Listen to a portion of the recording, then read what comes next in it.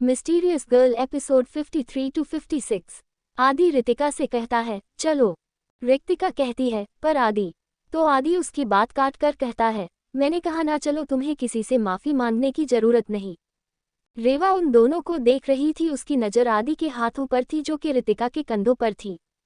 रेवा बिना कुछ कहे अपने कमरे में चली जाती है। राज उसके पूछे जाने वाला था, उससे पहले आराधना उसको रोकते हुए कहती है उसको अकेले रहने दो प्लीज अभी। राज हमें सर हिलाकर वहां से चला जाता है। रेवा के पास अभी टाइम नहीं था ये सब सोचने का, वो जानती थी आदि उससे नाराज है तो रात में उसके कमरे में नहीं आएगा। रेवा वॉशरूम में जाती है और चेंज करती है। अब वो पूरे काले कपड़े में थी, उसने चेहरे पर भी मास्क लगाया था और खुद को लॉन्ग जैकेट में कवर कर रखा था। वो बालकनी में जाती है और वहां से एक छलांग लगती है, पर हैरानी की बात यह थी कि कोई भी आवाज नहीं उसके उतरने की। रेवा देवर से छलांग लगाकर रॉय मेंशन से बाहर आती है। उसने पहले ही सीसीटीवी को अपने कंट्रोल में ले लिया था। वहां पर ऑलरेडी एक बाइक थी। रेवा फौरन जाकर उसमें बैठ जाती है और बिना इधर उधर ध्यान दिए बाइक को एक तेज स्पीड के साथ चालू करती है। उसकी बाइक हवा में बातें कर रही थी। रेवा की बाइक इतनी तेज थी कि लोगों को लग रहा था उनके पास से एक तेज हवा का झोंका निकला हो। रेवा एक विला के सामने का जाकर रोकती है और उसके अंदर चली जाती है। वो जगह जो बाहर से एक विला दिख रहा था, अंदर से एक लैब था। वो एक काफी बड़ा लैबोरेटरी था। रेवा वो बॉटल निकलती है और उसमें रखे लिक्विड को बहुत बारीकी से देखने लगती है। वहां पर एक और लड़का खड़ा था। रेवा को किसी भी चीज की जरूरत पड़ती तो रेवा के कहने से पहले ही वो लड़का रेवा को वो चीज बढ़ा देता था। रेवा बिल्कुल गुम हो गई थी। उसने 1 घंटे बाद उसका काम पूरा हुआ तो उस लड़के ने कहा बॉस वो काम पेंडिंग रखा है। रेवा कहती है ओके मैं आज कंप्लीट कर दूंगी। ये कह रेवा वहां बैठ जाती है और पता नहीं किस काम में लग जाती है, पर उसके पास अलग अलग यथा के केमिकल थे। सुबह के 5 बजे रेवा अपने हाथ से ग्लव्स निकालती है और वो लड़का अब तक वहां रखे सोफे पर सो गया था, पर जैसे ही उसको आहट होती है वो फौरन से उठ जाता है और कहता है बॉस आप फिर जब आएगा। रेवा कहती है अब क्यों आओ। वो लड़का कंफ्यूजन में कहता है बॉस काम बाकी है ना। रेवा कहती है हो गया है। वो लड़का देखता तो हैरान हो जाता है, जो काम एक टीम को मिलकर करने में भी 6 महीने लग जाते हैं वो रेवा ने 6 घंटे में कर ली थी। वो हैरानी से कहता है पर बॉस आपने ये कैसे किया। रेवा उसको बात को इग्नोर करती है मैं जा रही हूँ। ये कह वो वहां से निकल जाती है और फिर बाहर जाकर किसी को कॉल करती है और कहती है विला के बाहर हूं मैं। ये कह वो कॉल काट देती है। 2 मिनट के अंदर वहां एक आदमी आता है और वो झुककर रेवा को ग्रिट करता है।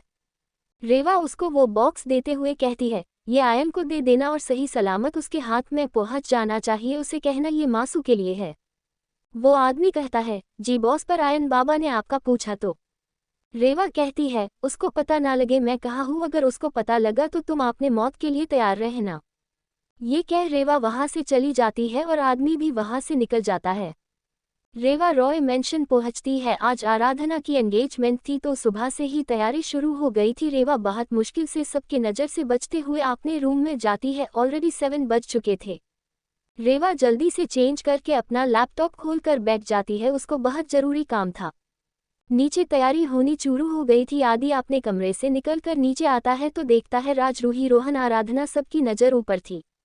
वो रोहन से इशारे में पूछता है तो रोहन सीधे कह देता है रेवा अब तक नीचे नहीं आई।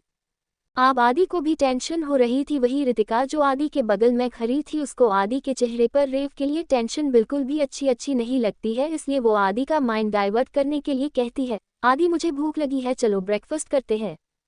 आदि कहता है तुम खाओ रितिका मैं आता हूँ। ये कह वो रितिका की आगे की कोई बात सुने बिना ऊपर चला जाता है। आदि के पास रेवा के रूम की एक्स्ट्रा की भी थी और रूम लॉक भी उसको पता था। वो गेट ओपन करके सीधे अंदर आ जाता है। वही रेवा को आहट हो गई थी कि कोई उसके रूम में आ रहा है, इसलिए उसने लैपटॉप को पहले ही बंद कर दिया। आदि जैसे रूम में आया उसने देखा रेवा बैठकर है। वो सीधे रेवा के पास कर उसको कंधों से पकड़ के कहता है तुम नीचे क्यों नहीं आई, कल शाम से तुमने कुछ नहीं खाया है। रेवा आदि के आंखों में खुद के लिए क्या फिक्र साफ महसूस कर सकती थी। आदि रेवा को खोए देख कहता है मैं क्या पूछ रहा हूँ तुमसे। रेवा कहती है वो मैं अभी उठी इसलिए। आदि रेवा के आंखों को देखकर कहता है तुम पूरी रात नहीं सोई हो। रेवा आदि से अपना हाथ छोड़ा कर हैरान थी, मगर अपने चेहरे पर आने नहीं देती है और कहती है मैं सोकर थी। आदि उसकी आंखों को देख कहता है रेवा मुझसे झूठ नहीं। रेवा कुछ नहीं कहती है, इधर उधर देखने लगती है। आदि उसको कमर से पकड़ के अपनी तरफ खींचता है तो रेवा है धक्का दे देती है, वो बेड पर बैठ जाता है। रेवा जाने लगती है तो आदि उसको खींचकर अपने लेप पर बैठा लेता है और उसकी कमर को पकड़ के उसको टाइटली हक कर लेता है और एक हाथ से उसके बालों को सहलाने लगता है। रेवा का सर आदि के कंधों पर था। रेवा को बहुत सुकून महसूस हो रहा था, उसको लग रहा था उसकी पूरी थकावन एक झटके में मिट गई। आदि रेवा के बालों को ऐसे ही सहलाते हुए कहता है, रेवा मैं तुम पर गुस्सा नहीं करना चाहता हूँ, पर रितिका मेरे लिए बहुत जरूरी है, कोशिश करना तुम उसको ऑफेंड ना करो। रेवा कुछ नहीं कहती है, आदि भी आगे कुछ नहीं कहता है, वो रेवा के बालों को सहला रहा था। रेवा को पता नहीं लगता कब वो गहरी नींद में चली गई थी। क्या होगा आगे जानने के लिए पढ़ते रहे मिस्टीरियस गर्ल। आदि देखता है रेवा की सांसें धीरे ही गई थी, जिसका मतलब था वो सो गई है। आदि बहुत धीरे से रेवा को बेड पर लेटाता है और फिर रेवा के शूज उतार देता है। रेवा को समसाने लगती है। आदि खुद भी वहां पर लेट जाता है और रेवा को खुद के ऊपर करके उसको अच्छे से हक कर लेता है और दोनों के ऊपर ब्लैंकेट डालकर रिमोट से सारी लाइट्स ऑफ कर देता है। रेवा भी आदि के चेस्ट पर सर रख उसको पकड़ के बहुत सुकून से सो रही थी। वही उन्हें अंदाजा नहीं था, बाजार खड़ी रितिका, आराधना और राज सब कुछ देख रहे थे। रितिका के नाखून उसके खुद की आंखों में चुभने लगे थे। अब उसके आंखों में रेवा के लिए नफरत थी। वही आराधना और राज दोनों के चेहरे पर सुकून भरी मुस्कान थी। राज को अपने दिल के किसी कोने में दर्द जरूर हो रहा था, पर वो खुश था रेवा को सुकून में देखकर। वो सब वहां से चले जाते हैं। रितिका अपने कमरे में जाकर गुस्से में अपने फोन को देवर की तरफ फेंक देती है और अपने बालों को पकड़ के कहती है, आदि तुम सिर्फ मेरे हो, तुम्हें पाने के लिए मैंने बहुत कुछ किया है, कोई कल की आई हुई लड़की मेरे इतने सालों की मेहनत को बर्बाद नहीं कर सकती, मैं करने ही नहीं दूंगी। तकरीबन दिन के 1 बजे रेवा की नींद खुलती है। वो अपनी आंखें खोलती है तो उसको आदि का चेहरा अपने सामने दिखता है। आदि जो कब से जागा हुआ था और रेवा को देख रहा था।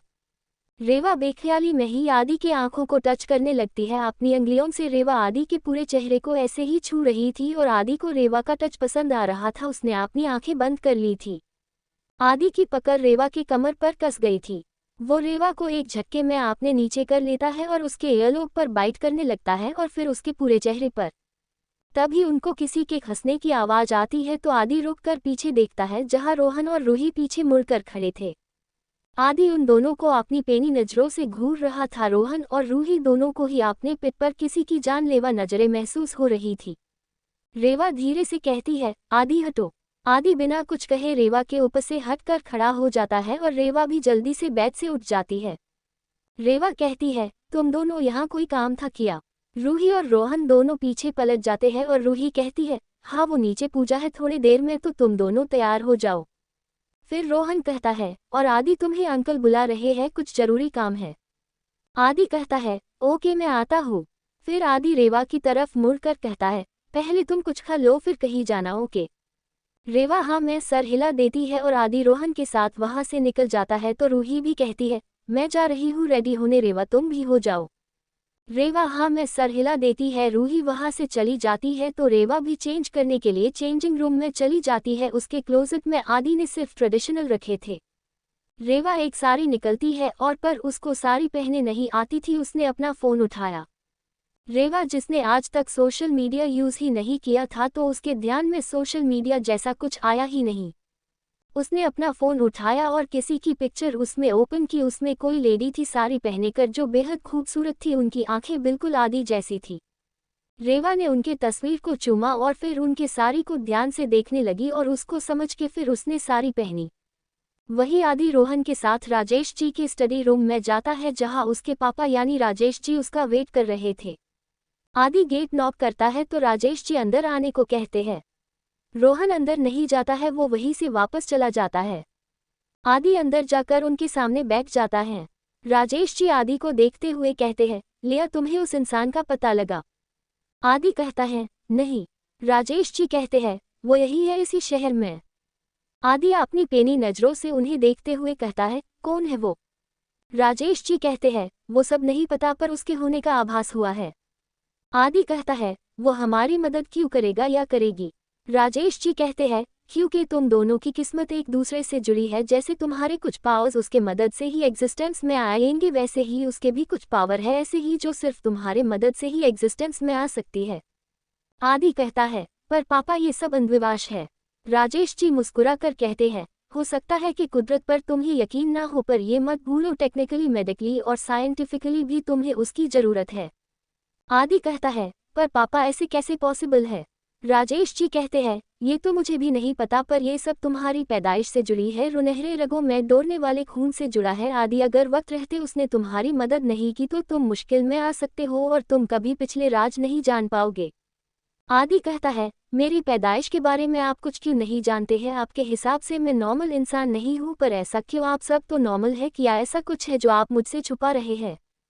राजेश जी इधर अंदर देखने लगते हैं और कहते हैं, आदि तुम्हें बताया था मैंने, तुम्हारी पैदाइश के टाइम पर तुम्हें अगवा कर लिया गया था और तुम्हें ऊपर रेयर मेडिसिन के साथ कुछ रेयर टेक्निकल पावर्स यूज हुई थी और जो ऑलमोस्ट सक्सेसफुल हो गई थी, इसलिए तुम नॉर्मल नहीं हो और साथ में तुम्हें कुदरत की तरफ से भी कुछ सुपर नेचुरल पावर्स मिली है। पर ये सब एग्जिस्टेंस में तब आएगी जब वो इंसान जिसके पास तुमसे ज़्यादा पावर है वो तुम्हारी मदद करे, क्योंकि तुम्हें अब तक खरी मेडिसिन के लिक्विड नहीं मिली है।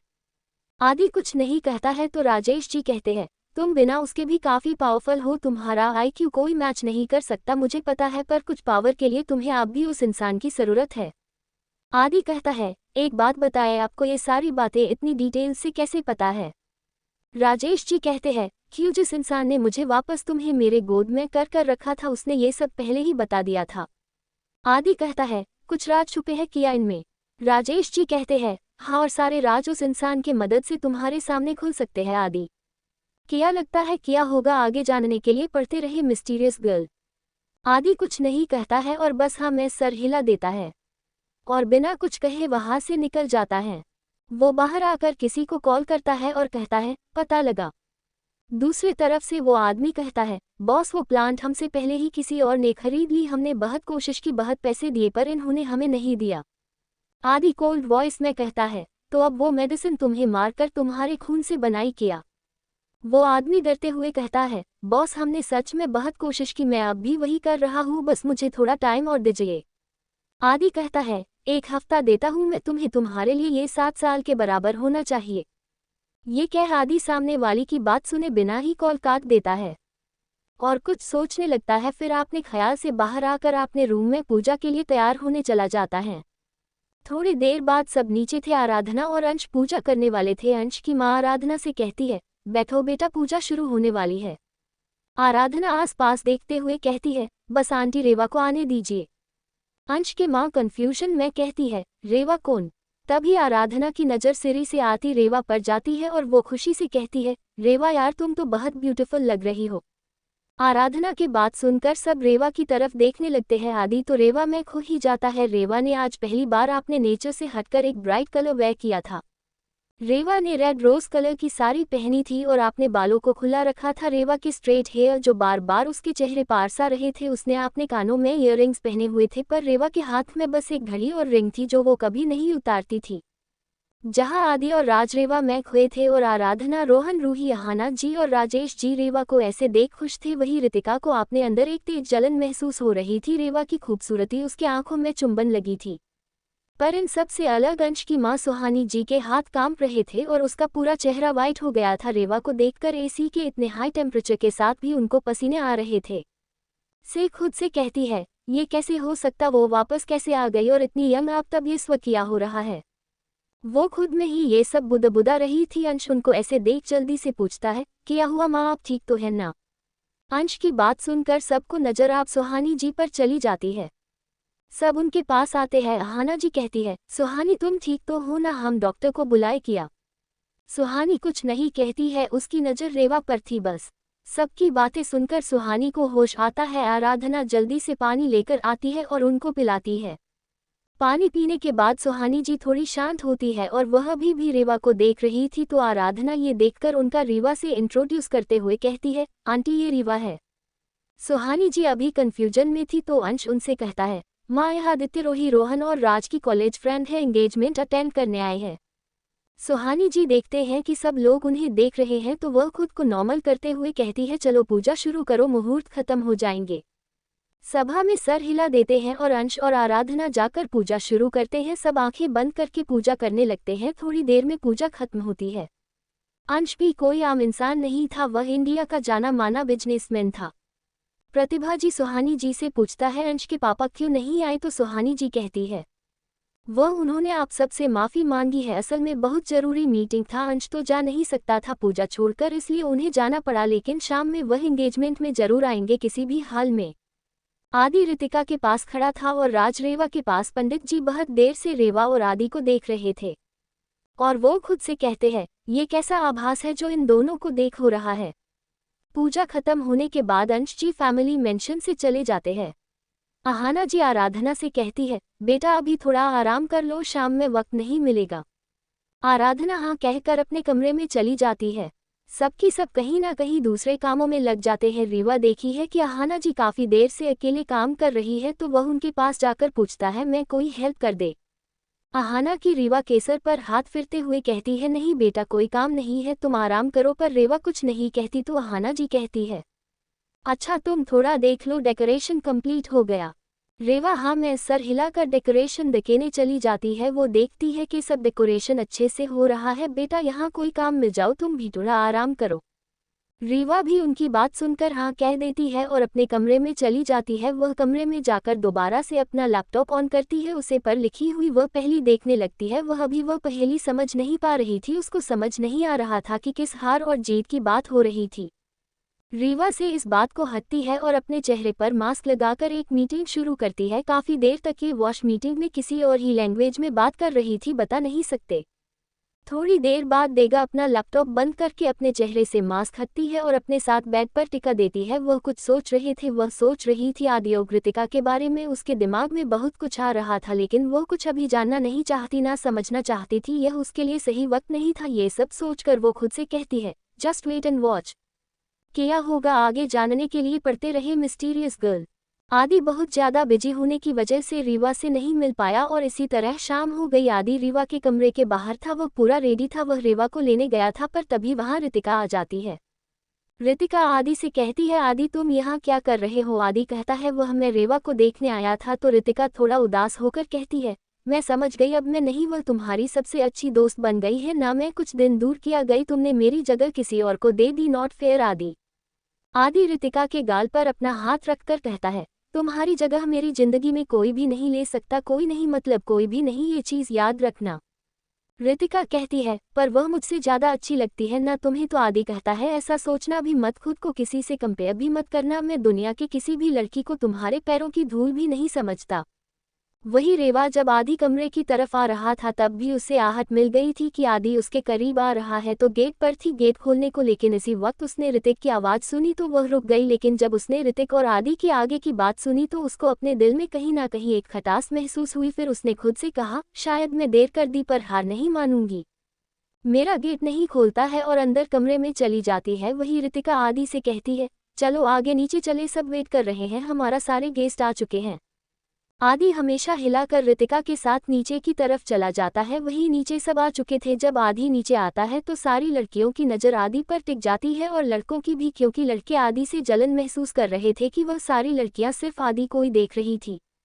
सारी लड़कियां ऋतिका से जलन महसूस कर रही थी। एक लड़की दूसरी लड़की से कहती है कि लड़की ऋतिका कितनी ज़्यादा लगी है, एक तो अमीर खानदान की बेटी, ऊपर से आदित्य रॉय इसके पीछे पागल। तभी दूसरी लड़की कहती है तुम्हें किसने कहा कि आदित्य इसकी लड़की ऋतिका के पीछे पागल है। तो पहली वाली लड़की रहती है तुम्हें नहीं पता क्या ये दोनों बचपन से साथ है। आदित्य तो एकदम बर्दाश्त भी नहीं करता ऋतिका पर एक आंच भी।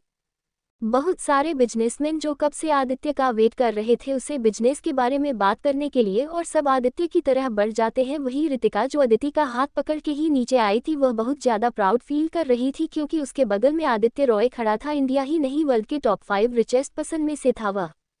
ऋतिका भी अच्छी दिखती थी और उसने बहुत प्यारा सा मेकअप कर रखा था जिसमें बहुत मासूम लग रही थी। कई लड़के उसे देख रहे थे और ऋतिक को यह अटेंशन अच्छा लग रहा था। तभी रूही, रोहन और राज भी वहां पर आते हैं। राज और रोहन भी काम हैंडसम नहीं थे, वह दोनों लाजवाब थे, अपने आप में ही उनका अलग रुतबा था। और रूही हमेशा से एक प्यारी सी छोटी सी बच्ची की तरह दिखती थी जिसके चेहरे पर लोगों को साफ मासूमियत दिखती थी। वह दुनियादारी से बहुत पीछे थी, यह कोई भी उसके चेहरे को देखकर बता सकता था। वह कहीं पारी लोग से आई कोई प्यारी सी परी लगती थी और आज उसने एक गाउन पहना था, वह बेहद प्यारी लग रही थी। रोहन की तो नज़र ही उसे नहीं है रही थी। आहाना जी और राजेश जी सब लोगों से मिल रहे थे। असल में अंश की फैमिली चाहती थी कि एंगेजमेंट उनके घर पर हो, लेकिन राय मेंशन में एक परंपरा थी कि किसी भी बच्चे की फंक्शन शादी उनके अपने घर पर होती है, इसलिए उन्होंने तय किया कि क्यों ना एंगेजमेंट रॉय मेंशन में ही हो।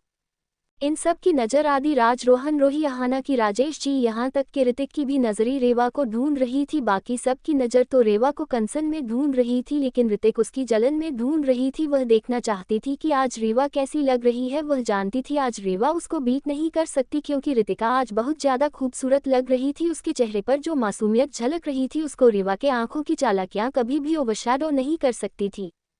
तभी रीवा सीढ़ियों से उतरते हुए नीचे आती है। बाकी लोगों की नज़र अभी तक ऊपर नहीं थी, पर जब आदि की नज़र ऊपर जाती है तो धीरे धीरे करके हाल में हर गेस्ट की नज़र ऊपर जाती है और उन सब की ही नज़रें लड़का हो या लड़की बेवफा पर टिक जाती है। रीवा की आंखें ही उसकी सबसे बड़ी खूबसूरती थी, इतनी ज़्यादा सलीम थी कि कोई भी अपना दिल हार जाए उसे पर। उसकी इस नीली आंखों में कोई भी डूबना चाहेगा, और उसकी वह गहरी सी नज़रें जो सबको पहनी नज़रों से देख रही थी। वहां पर खड़े हर एक लड़का की अभी के अभी क्रश बन चुकी थी। रीवा पानी महसूस कर सकता था, सबकी नज़र रीवा पर, उसका खून खौल रहा था। वह चाहता था वह रेवा को पिंजरे में बंद कर दे ताकि उसको आदि के अलावा कोई ना देख सके।